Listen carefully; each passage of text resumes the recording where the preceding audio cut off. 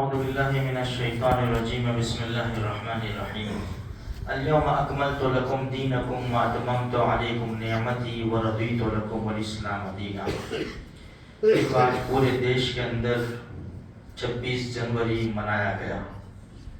میرے بھائیوں، جس دیش میں جس ملک میں ہم رہتے ہیں اس کے بھی قاعدے قانون ہیں.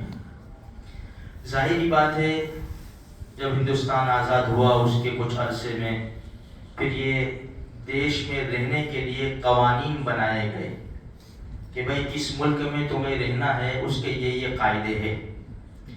اب ظاہری بات ہے کہ اس قاعدے کا بھنگ کریں گے ہم تو ہم ملک کے اور دیش کے گنہگار کہلائیں گے.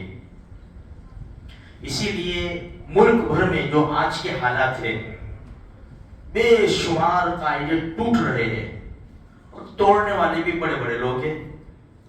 تو ایک دوسرے کے اوپر کیچڑ اچھالتے ہیں اور ان کو قاعدے بتاتے ہیں. ہمیں اس سے سبق لینا ہے. اللہ کے رسول صلی اللہ علیہ وسلم نے جب نبوت کا اعلان کیا، وحی کا سلسلہ شروع ہوا، اقرا بسم ربک الذی خلق، پہلی وحی آئی. 23 سال لگے. 23 سال یہ شریعت کے قانون بنتے بنتے، ایسا سمجھے ہم 23 سال میں پورا نازل ہوا. پھر ایک آیت آئی، الیوم اکملت لکم دینکم، آج دین مکمل ہو گیا. بس نہ اس میں کمی ہو سکتی ہے نہ زیادتی ہو سکتی ہے، دین مکمل ہو. اب اگر تم مسلمان ہیں تو بحیثیت مسلمان ہونے کے اس قانون کے اوپر تمہیں زندگی گزارنی پڑے گی. یہ ہے قرآن کا قانون. حدیث جو ہے قرآن کی تشریح سمجھو. اللہ کے رسول صلی اللہ علیہ وسلم نے قرآن کا مطلب وغیرہ جو سمجھایا اس کو حدیث کہتے ہیں. اب یہ دو چیزیں، ایک چھوٹا سا ملک، آخرت کی جنت کے اعتبار سے ہم چھوٹا ہی کہیں گے، اس کے اگر قانون توڑے تو ایک دوسرے کے اوپر کیچڑ اچھالتے ہیں اور بولتے ہیں. ہم بھی بعض مرتبہ بھائی ہندوستان کا یہ قانون ہے، ایسا نہیں کرنے کا، ایسا نہیں بولنے کا. میرے بھائیوں، میں اور آپ سمجھے کہ یہ قانون کی ہمیں پرواہ ہے کہ ڈر بھی ہے کہ اگر ایسا کریں گے تو پھر کہیں ہمارے اوپر پکڑ نہ آ جائے. ہندوستان کی آرمی ہے، وہ چائنا کی پاکستان کا وہ یونیفارم پہن لے، اس کی ہمت ہو سکتی ہے؟ اس کی ہمت نہیں ہو سکتی. ہندوستان کی آرمی کی، پاکستان کی آرمی ہے وہاں کے قانون ہے، چائنا کی آرمی ہے وہاں کے قانون ہے. وہ اپنے جو انٹری ہے ان کا یونیفارم نہیں پہن سکتے، بلکہ دوست ہے ان کا بھی نہیں پہن سکتے کیونکہ قانون ہے. آج ہم کیا کر رہے ہیں؟ ہمارے پاس بھی قانون ہے نا، اللہ کا قرآن.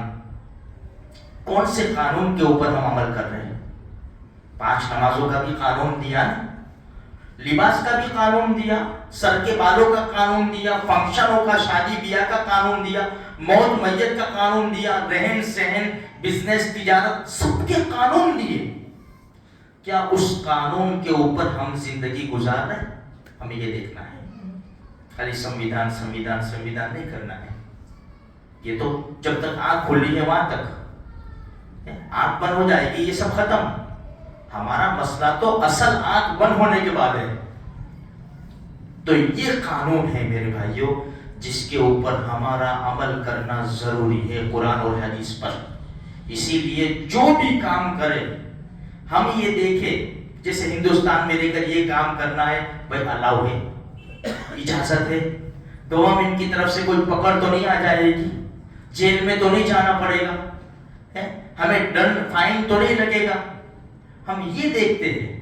تو جب ہم کوئی کام کرنے جا رہے ہیں فنکشن کے اندر کہیں بھی، تو شریعت کا قانون کیوں نہیں دیکھتے ہم؟ یہ کریں گے تو اللہ راضی ہوگا کہ ناراض ہوگا؟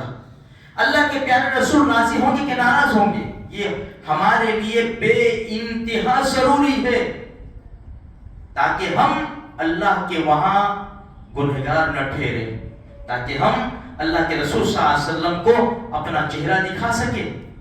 تو میرے بھائیوں، جس طرح ہم دنیا کی پرواہ کرتے ہیں اس سے کہیں زیادہ ہمیں آخرت کی فکر کرنی چاہیے، اور قرآن و حدیث ہماری کامیابی کی یہ کتابیں ہیں، اس کے اوپر عمل کرنا ہمارے لیے بے حد ضروری ہے۔